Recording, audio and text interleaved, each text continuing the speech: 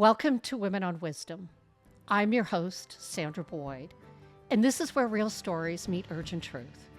It's estimated that it will take nearly 124 years to close the gender gap. That's just way too long. We can no longer depend on governments, workplaces, or even women's groups to lead the change. It's up to us to have the tough conversations, challenge old stories, and reclaim our power. The time for waiting is over. The movement starts now, one woman at a time.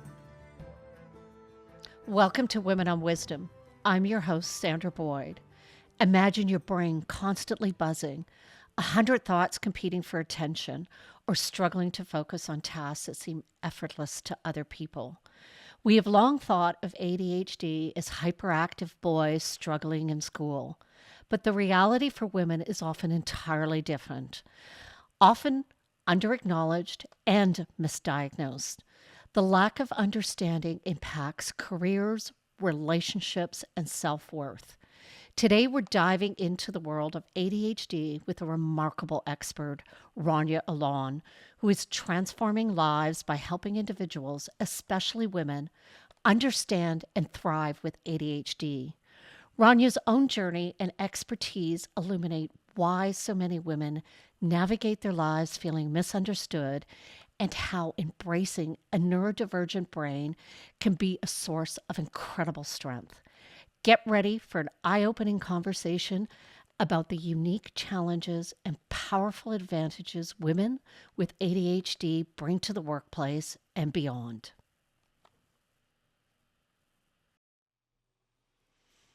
Rania, it's so lovely to have you here. And this is a topic that I feel for women needs to be talked about more. And as I always like to start before I jump into the questions, is just kind of give you a little bit of an overview of the research that I've been looking at for the audience so they can understand some of the ins and outs of the topic itself. And in preparation for the podcast, I kind of reviewed a number of research papers and I reviewed the journal Attention Disorders and neuropsychology review. And it provided me some insights into the difference between how men and women are completely different, which we know they are anyways, but how they manifest differently and symptoms present themselves differently in ADHD. And some of those things are emotional regulations, internalized symptoms, less hyperactivity, and women often develop much more complex coping strategies such as overworking, perfectionism. Well, I see that a lot anyways. But it can also mask the symptoms. And then the biggest thing and the biggest aha moment to me was, research highlights that women are often diagnosed later in life or misdiagnosed with things like anxiety and depression and other conditions. And of course, now that they're starting to understand that hormones may play a part in our health, the big issue is that these hormonal fluctuations that women suffer through menstrual cycle, pregnancy, menopause, really impact ADHD symptoms. And it really does impact our moods and our focus and our health in general.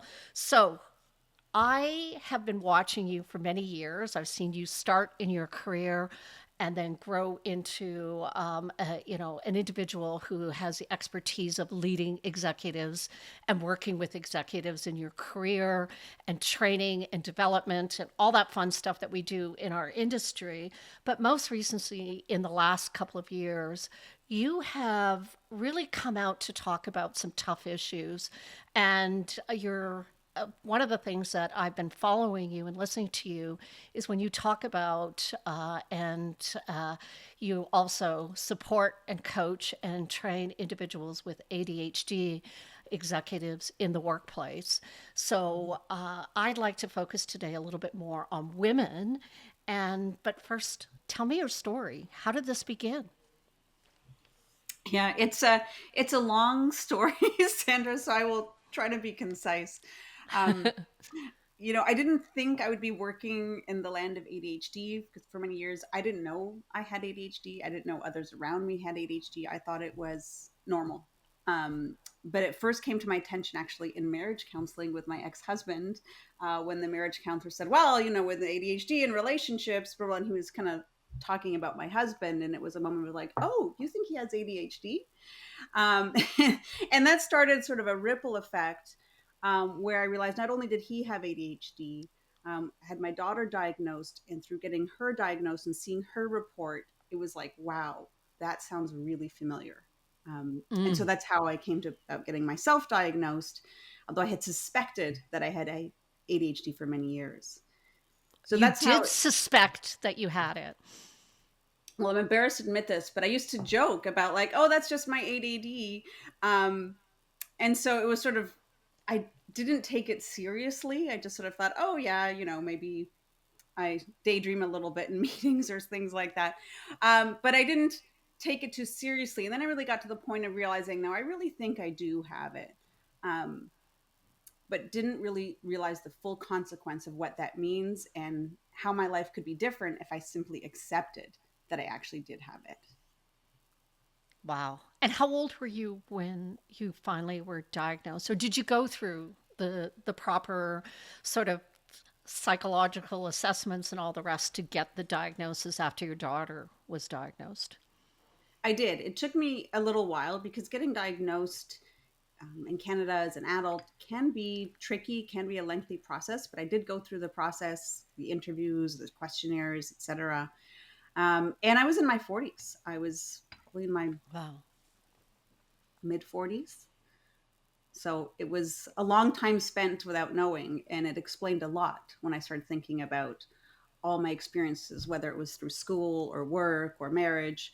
It explained a lot as I started unraveling that.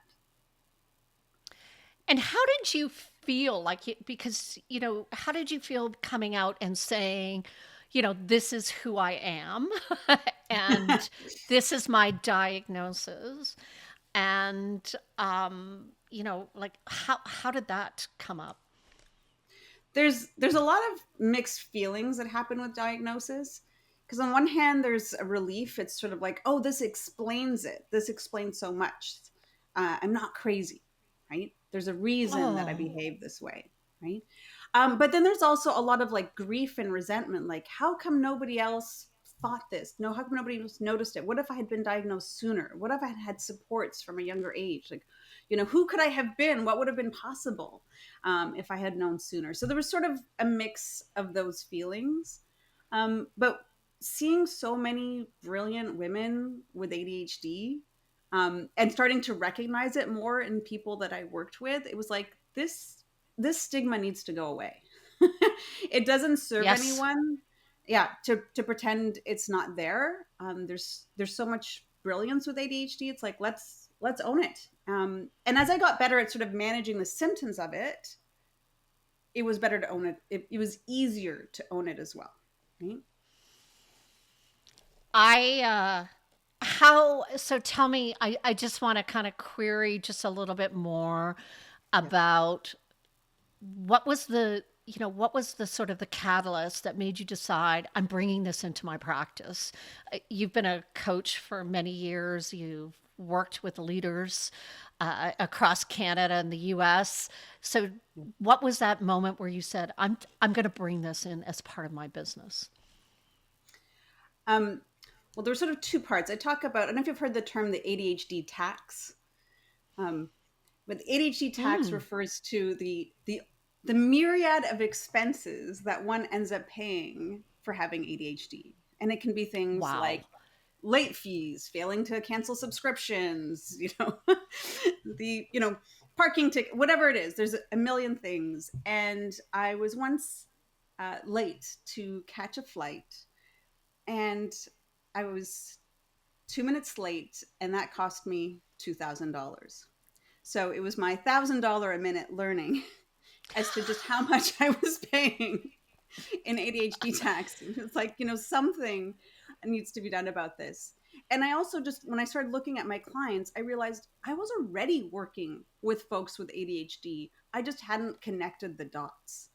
Like the people I was naturally attracting were were on the spectrum. They had ADHD, etc. And it was just like, oh, this is already happening. It was almost like, the universe kind of shined a light and was like, oh, this has always been here. You just didn't notice it.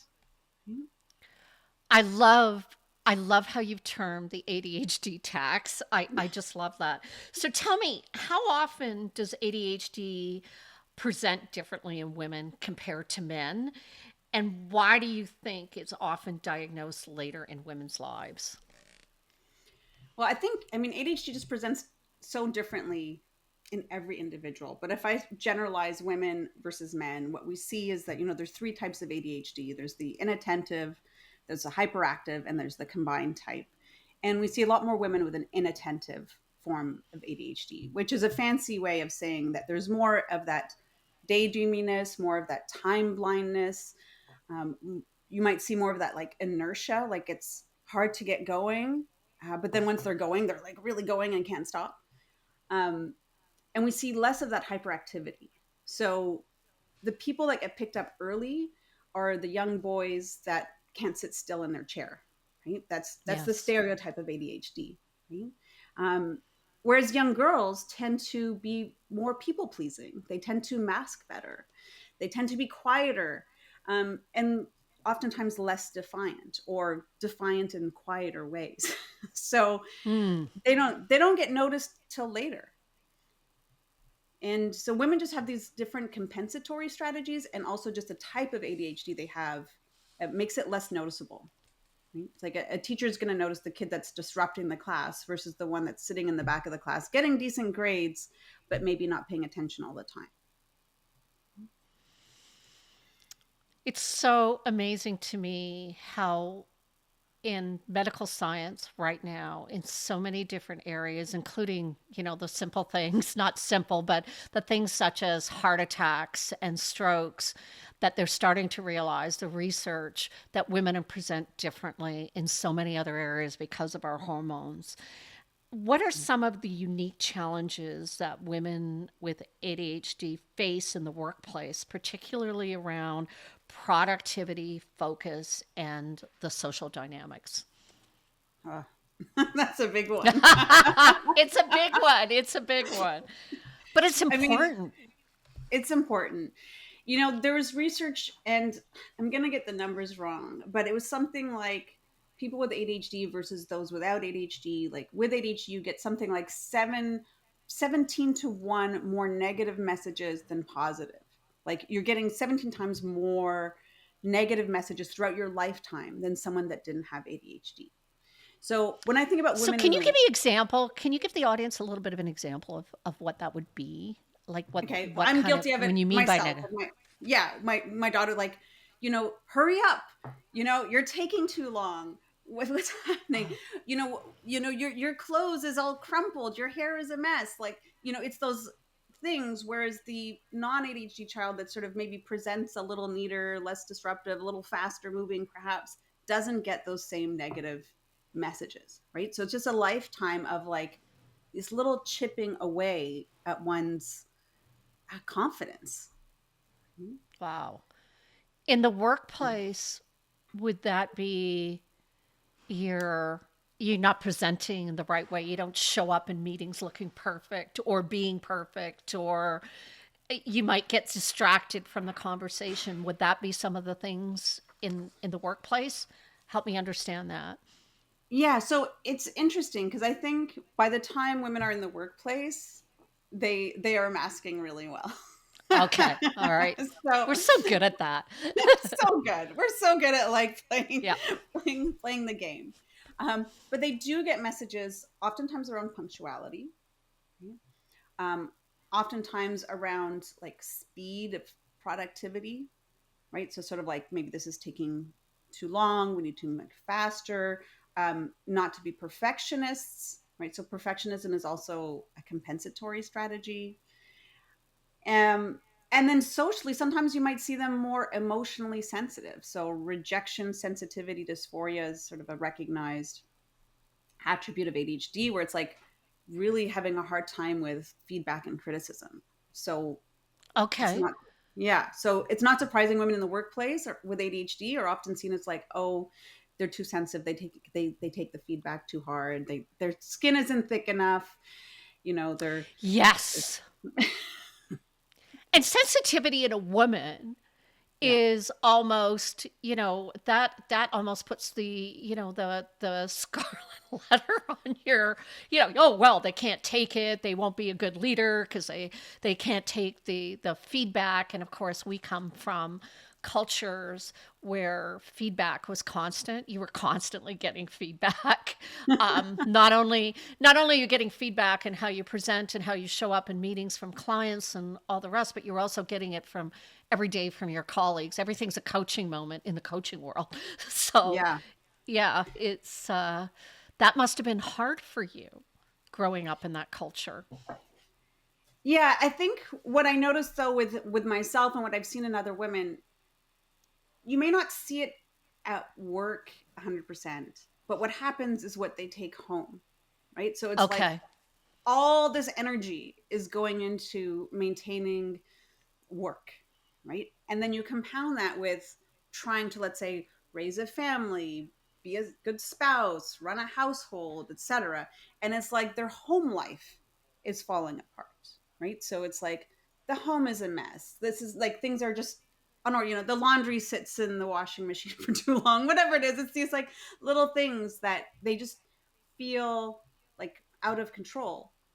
For myself, it felt like I just can't stay on top of everything. I just constantly feel like I'm drowning. I'm just always behind. It's like this never ending train, right? Like it just keeps going and I'm constantly going. So part of what I chose was okay, I'll work an 80% time, like 80% FTEs. So that will give me that wiggle room, right? So I'm still working like a full-time person, but I'm getting paid 80%. But so it's just like, so you find ways of, well, how can I manage this? I hope you're really enjoying this episode of Women on Wisdom. We are sponsored by Talent Wise Collective. And my question for you today is, what's your organization doing to drive the equitable change we desperately need? TalentWise Collective supports organizations to empower their employees with services and programs such as coaching and transformative workshops and my interactive talk, Bridging the Gap, which is designed for immediate and impactful action. And please, let's not forget about the upcoming International Women's Day 2026. It's just around the corner, and it's the perfect time to invest in your leaders and your employees. Reach out to Connect TWC at talentwisecollective.com. That's Connect TWC at talentwisecollective.com. Let's build a truly equitable future together. So what are the strategies, now that you've been diagnosed, you recognize that you're working with people. I mean, you have your daughter also. What Mhm. are the coping strategies and advice that you can give to our audience that are listening? I think one of the main strategies that I love is really thinking about how do I design for my brain and Okay. really absorbing that it's about design over discipline. Right? So the old way is I'm going to try harder. I'm just going to focus better. I'm just going to lock myself in my room until I get this done. And then lo and behold, you're still staring at the computer screen 40 minutes later and you haven't started writing that report. Right? So, whereas now I do things like, okay, this is a task that my brain is going to want to avoid. I know I've got some resistance to this task. So, what are all my strategies? I have on ramps to focus. So, I have the music that I play. I use the Pomodoro timer. I'll work in like 25-minute chunks. I'll do a co working session, right? I'll set up accountability with someone. So, I have all these things now in place to get done. And I also really fine tune to what is my best time of day to be doing this kind of work. Oftentimes we're trying to do the hard thing at the end of the day and our willpower has run out. Like it runs out Yes. throughout the day, right? So it's not going to happen. So it's a bit of strategizing about my week and my days, and having on ramps to do the things that I need to do. And so how much do you advise your clients when you're coaching them to plan, to spend a lot of time planning how they're going to get things done? Is that part of the strategy, the laying the foundation, planning? Yeah, part of what I do in my tomato crushers community is like every Friday we plan for the week ahead. I call it partly like reducing, pardon my language. Am I allowed to Maybe swear on here? you need to explain what that is. Give people some insight into this. There's a book, and maybe you can tell us just a little bit about that because I think people will be interested in it. Okay. Well, one of the things that I do is I host an online community for professionals and entrepreneurs with ADHD that's called the Tomato Crushers. And what we do in that community is every Friday we plan for the week ahead. And it's not like planning with a fine tooth comb, but it's looking for where there are gaps, where we have missed things, looking for the coordination between things. And it's also choosing our one thing for the week ahead. What is the one Okay. priority for the week ahead? So with ADHD, we can come up with 10 priorities and endless things. And so what's really hard is like, how do I zone in? What is the one thing? What is the one thing for the week? What is the one thing for the day? And constantly bringing in that focus, or I like to think of it as like pruning the ever growing rainforest that is our brains. I love, I love, I love that. The ever growing rainforest, which is our brains. Very good. That is really good. That's so. Tell me, let's go a little more depth about women and hormones. So we go through different cycles. When we are going through our menstrual cycles, we're, fertility years, and then we're moving into perimenopause, menopause, and postmenopause. Do you, is there anything, how does that show up with women in the workplace? I know just even perimenopause and menopause, and we've had a number of people on the show talking about this.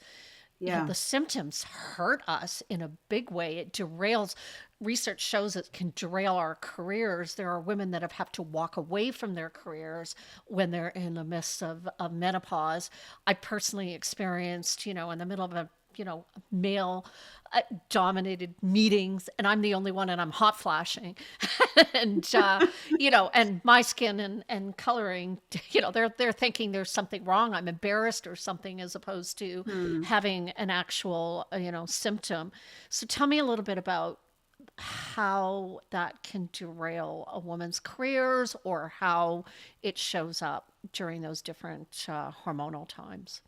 Yeah, I mean it's huge. So even during a regular menstrual cycle, when estrogen drops, it impacts how our brain works. And so with ADHD symptoms typically get worse as estrogen levels drop. So when we are going into perimenopause and menopause, I see women that maybe were like managing okay with their ADHD through most of their life. And then once they hit that stage, it's like just that last straw that broke the camel's back. Yeah. Things start to fall apart. So, one of the common things is that sleep is impacted, right? And we know with less sleep, right, everything gets harder. Decision making gets harder, prioritizing gets harder, Hmm. focusing gets harder. All those things get harder. So it can be really debilitating. I've had clients who've really suffered with a severe lack of sleep and ADHD symptoms on top of that. And so it's a difficult combination. And so, what's available for women? It's hard enough to get support when you're going through menopause, and the research is only starting to expose the difficulties. I can't even imagine having ADHD and menopause at the same time, or severe, periods. So what's available, and what's the communities that are out there helping women right now? So I think it's so important. I've seen this with with all my female friends sort of going through perimenopause, menopause at the moment, is having a great doctor that understands that. There's the Menopause Society, et cetera. And I really wish more doctors understood more about ADHD and ADHD in women. Mm-hmm. Because I've had clients come to me and say things, oh, my doctor said I can't have ADHD because I have a PhD. And it's like it's just craziness. I've heard this multiple times. Oh, you can't have ADHD because you wrote a book. Um, they'll take someone's accomplishment and assume, they don't know the process of how the person got there, right? But they'll assume that you can't possibly achieve these great things if you're also dealing with ADHD. But in That is terms of what crazy. it is crazy, but in terms of what's out there, um, it's I mean, the big things are medication, coaching and therapy, and support, like community support. A big part of ADHD is overcoming stigma and shame, Mm-hmm. right? And because that just makes all the other things 10 times worse. So, and for many women, the medication is life changing. Um, it helps with things like emotional regulation. It doesn't teach you the skills necessarily of like what's the right thing to focus on. For me personally, medication wasn't an option because of other health challenges, but for many people, it's quite helpful.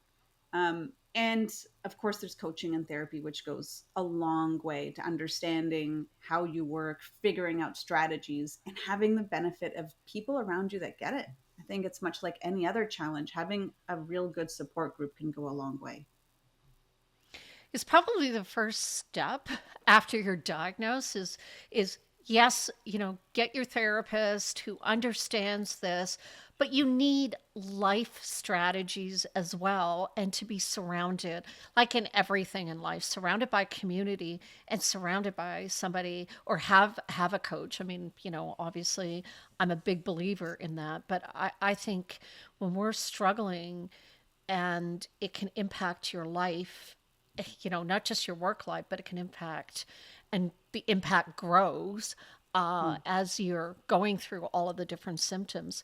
So, beyond the challenges, what are the incredible strengths and perspectives that women with ADHD bring into their lives and careers, and how they can best harness this? Yeah, I mean, part of why I love working with people with ADHD is that they're just such an incredibly talented, interesting bunch. Right? Um, so there's oodles of creativity and innovation that comes Mm-hmm. with ADHD. I also just noticed like a love, and this isn't the medical version of what's noticeable, just my own personal experience. I see that people with ADHD have a love of learning, right? There is a natural sort of curiosity and wanting to understand the world. And so they bring a real like drive for knowing and understanding. They also bring a lot of emotional intelligence. So, having that sort of emotional range and being able to connect with others. We see a lot of people with ADHD in sales, and sometimes I think that there is some charm sometimes that comes, some charm and charisma that can come with ADHD. And then with all those different strategies that people develop, right? They're often quite productive. What I notice with women with ADHD is that they're often the hyperachievers. It's not the ones that are, you know, struggling necessarily, but they're often the ones doing so many things, too many things. I could go on and on, but I'm No, I need you to go on and on. I mean, it's is I think about over the years, like this is, I talked to someone recently who was diagnosed with autism later in their Mhm. life. And they always wondered throughout their whole career, why am I so different than everybody?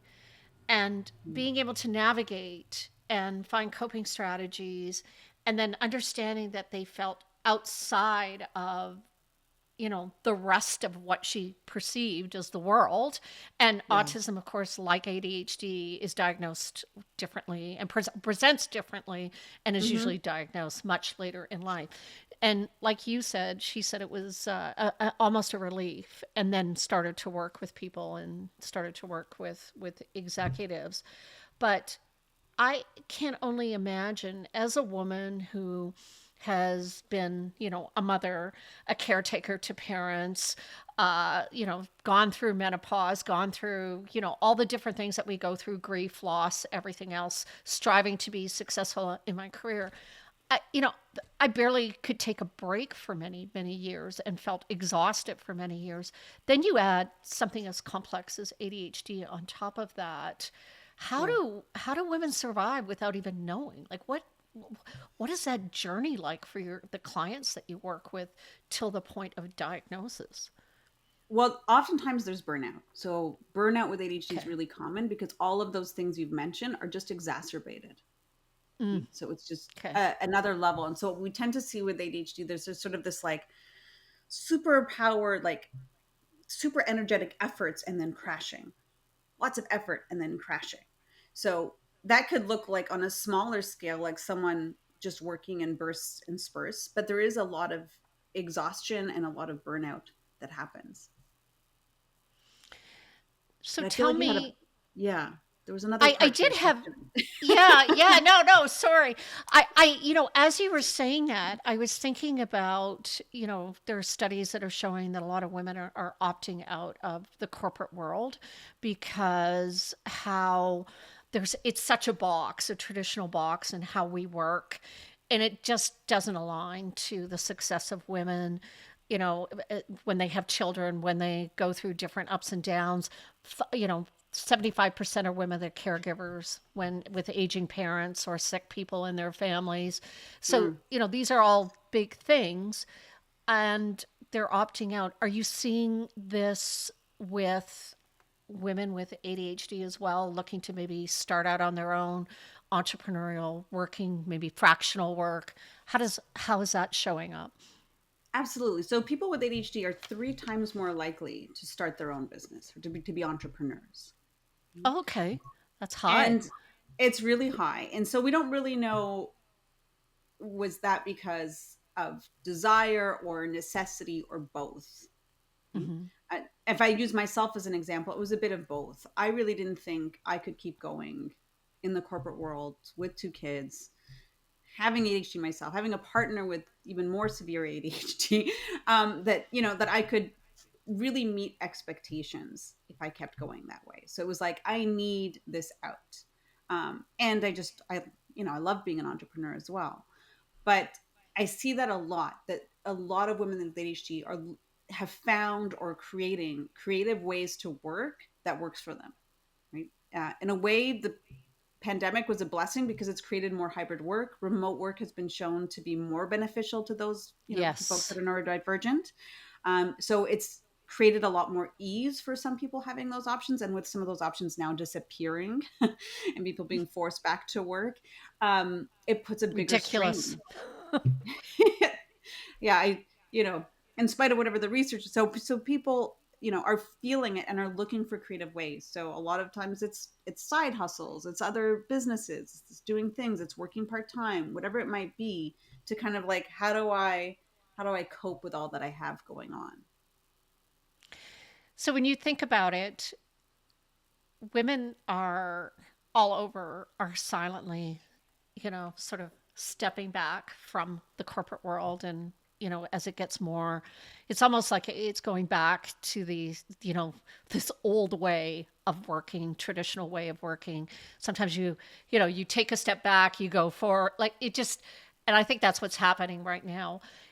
Can you give advice to leaders and HR professionals that are saying, hey, not only have we got women walking out, but we have this talented, we have, we're starting to see more women present or call out the fact that, they have ADHD, they're neurodivergent. What can you say to these organizations? What do you need to do differently to keep these people, retain this talent, engage this talent? Yeah, Because there's a lot of intellectual property and creativity walking out the door. 100%. There's so much I want to say to them, Sandra. Say it, say it. So Tell much I them. want to say. The first thing I'd want to say is, one, it doesn't need to be that hard and it will benefit everybody.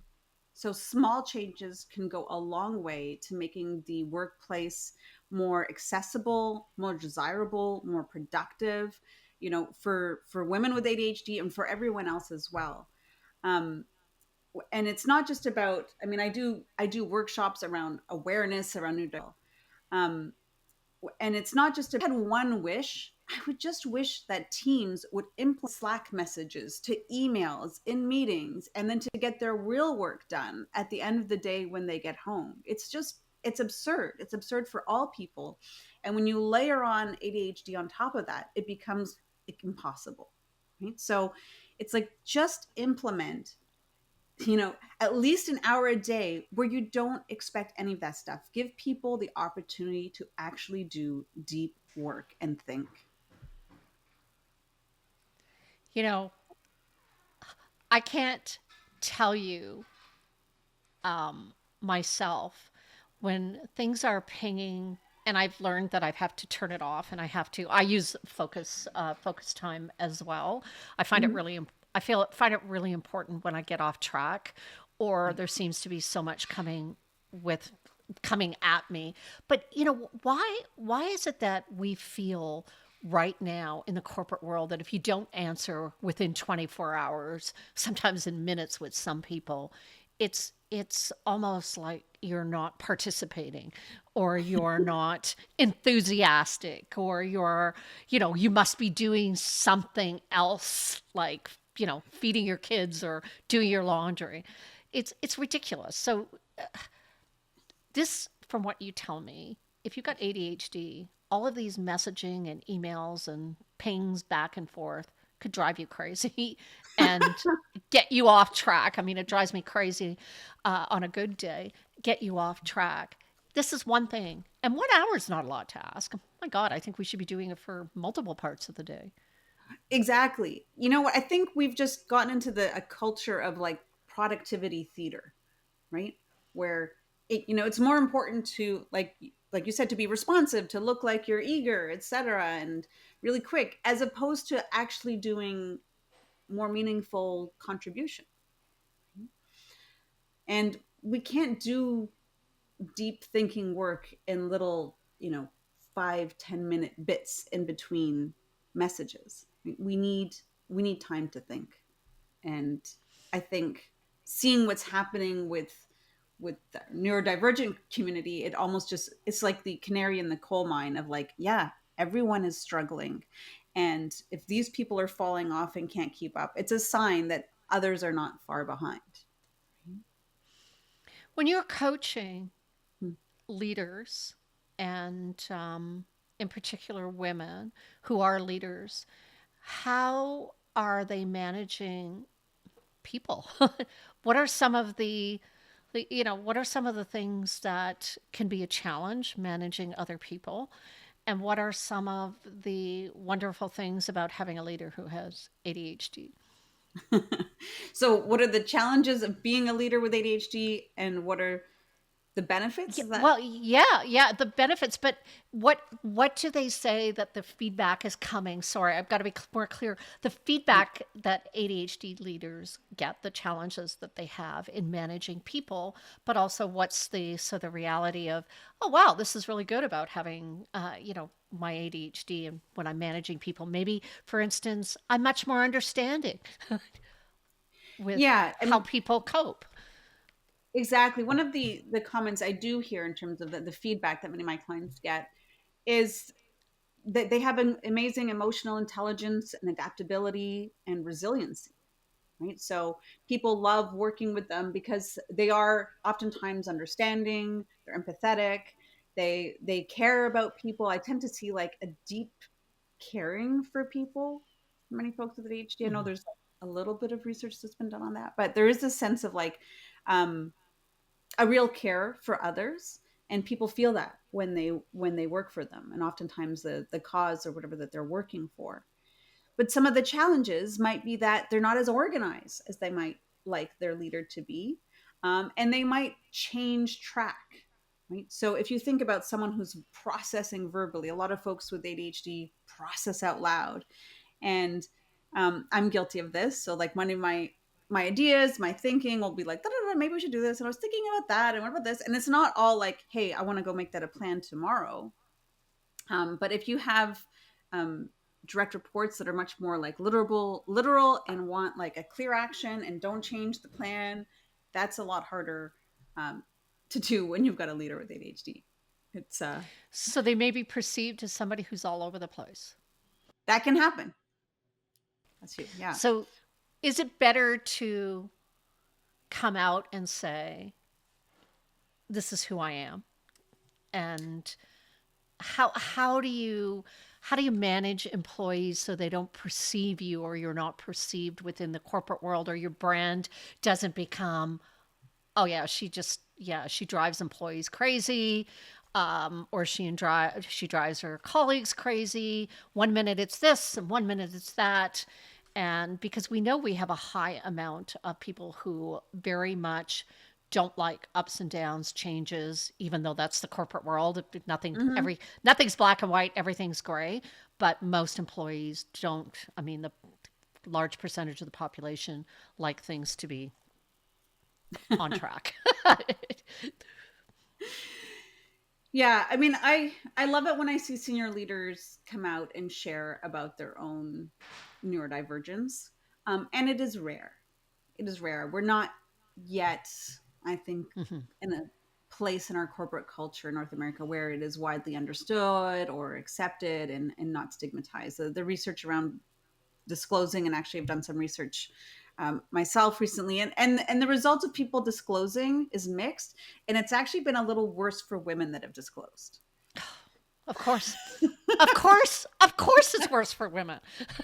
So men have gotten better benefits of disclosing. In our small sample that we did, um, you know, men seem to have more positive benefits than women got from disclosing.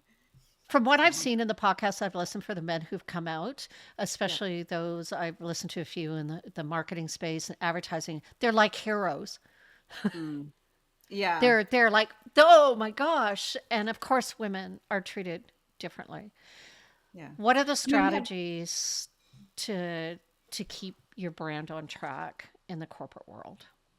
Well, I think I don't think it's all about disclosure. I think you can share like I don't think you need to say, "Oh, I've got ADHD." I think you say, "Hey, I like to process things out loud. I might go off into different directions. I want you to Yes. help keep us on track." Right? This is my tendency. This is what I'm going to ask for you in return. Right? So people know like this is my style. I'm very aware of it.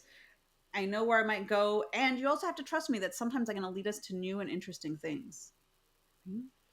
Like I like you that. don't you don't you don't get those great deviations without a little bit of things going off the original plan. Mhm. And you don't get the stigma of, oh, here we go with the shiny new object again. Right, and you can say like you can even say, "Hey, I am drawn to novelty." Right, so here's what I'm going to ask of you. Like, if you feel like we are going onto a path that doesn't seem worthwhile, like ask me these questions, like about the pros, the cons, of this, of that. So you ask for what you need so that you can maximize the benefits of your style and minimize the downsides of it. Mhm. That makes sense to me. And that's, Yeah. I think that's like anything, is talking about our styles and letting people know, and also letting them know we welcome the feedback, we welcome the interruption, and we welcome the difference of opinion.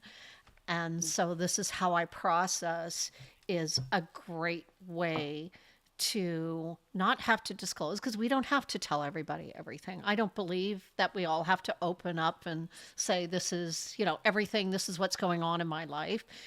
There's always a little bit that we can hold back of ourselves, but what a great Yeah. way to manage it. And you're managing your, which is really important if you're in the corporate world, is managing your brand, Hmm. and you're also creating awareness and openness. But my last question to you, and I think it's really important. I mean, this is Women on Wisdom, and what's one simple, actionable piece of wisdom you'd offer a woman who a suspects she might have ADHD, or one who has recently been diagnosed to help her navigate her life more effectively. And Sandra, would you mind if I went back and add just a little bit more to that last question that you asked? Not at all. No, no, no. We can come back to this question for sure. In addition to the like sharing about your style, I think it is also important to set expectations for people that like I do expect you to come along for the ride a little bit. So Mm, as opposed to having this thing of like, oh, she's scattered. It's like, no, this is part of how I work. I expect you to be willing and open to explore new avenues, right? And I want you to help rein that in when it seems like it's not going somewhere good, or so that you find that balancing act, right? What I don't want to see is leaders that sort of give off this like, oh, I'm disorganized. No, you're not necessarily disorganized. You've got many possibilities that come up in your mind, right? So it's like that balance of setting expectations while also asking for what you need. Sorry, back to your question. no, that's important. Yeah, I guess Yeah. my my last question really, and I think that builds on it too, is how you manage, and navigate. But let's go a little bit deeper on what's your wisdom with either women who've just been recently diagnosed or suspect they might have ADHD, and how they just navigate through, through their life. Yeah. I think I would boil it down to be curious, not critical. So be curious about your brain, be curious about how you work with it, be curious about others who have ADHD, um, and introduce some self compassion over that critical voice. Because no doubt you've gotten messages throughout your life that you're messing up in some way, that you're less than in some way, and to really treat yourself with the grace. That must be so awful to think that. Yeah, I think you started off that 70% of the message, was it 70% of the messages that women get It's are it's negative? 7 or 17. I should know this one, Ah, but it's 7 or 17. But I get more negative to positive. I will find it for yeah, no, that's okay. We could drop it in there. And you. do you have any advice on reading material, podcasts that you follow, to help share your message and to help create a deeper understanding? And if we're going to be curious, where can we go? Yeah. Um, there is a wonderful YouTuber by the name of Jessica McCabe who has a channel called How to ADHD, and she's got some Ooh, and she's released a book recently. She's got a wonderful like just wonderful short ADHD friendly videos all about ADHD, and that I think that is a great place to start for someone who's curious. Of course, I'd also invite them, whether it's joining the community pressures community I run. There's also the attention deficit ADDA for Adults with Attention Deficit Disorder Association. They have groups and events, and in Canada we also have CADAC, which is another resource that people can look into. cadet. Sorry, what is the? CADDAC. Okay, I think it's Children and Adults with Attention Deficit Association of Canada, something like that. But I think it's cadac.ca, and they have conferences and events as well. okay. This is so.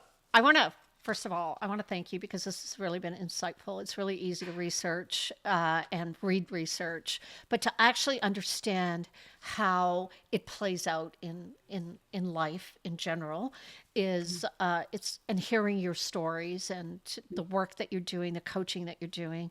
I love following you. I love reading the stories. I love your videos that you're writing about, and you've certainly given me a lot of insight and understanding into into people that I know, friends, family, and also just, colleagues that I've worked with previously. And God knows, maybe myself.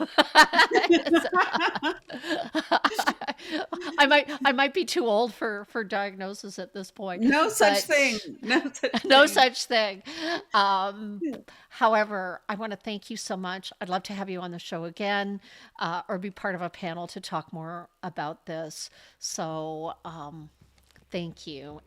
It's always great to connect with you. We are at a crucial juncture in history, and our equality is not a nice to have. It is now beyond negotiation. This is our future, our fight.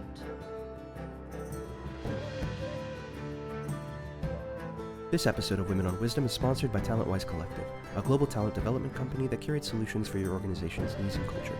Please note that the opinions and comments of the guests or hosts may not align with TalentWise Collective. If you are interested in having Sandra speak at an event, or wish to reach out for any other inquiries, you can connect through our email at connecttwc@talentwisecollective.com. That is connecttwc@talentwisecollective.com. Thank you.